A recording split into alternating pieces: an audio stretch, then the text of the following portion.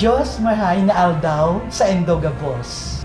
On behalf of the Universidad de Santa Isabel de Naga Incorporated Community and the Daughters of Charity serving in various ministries worldwide, I would like to extend my warmest greetings to each and every one of you on this happy and meaningful feast of Our Lady of Peñafrancia. As we engage in the novena in honor of Our Lady, let us reflect on the ceaseless blessings we receive from above.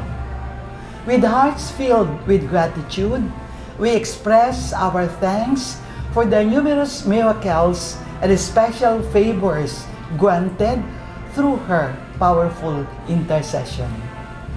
May our Ina, Nuestra Señora de Peñafrancia, continue to intercede for us, our families, our loved ones, and our cherished nation, especially for those on the peripheries.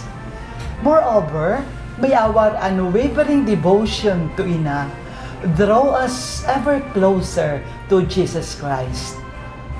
Again, Happy Feast of Our Lady of Peñafrancia. Dios mabalos, Viva la Virgen!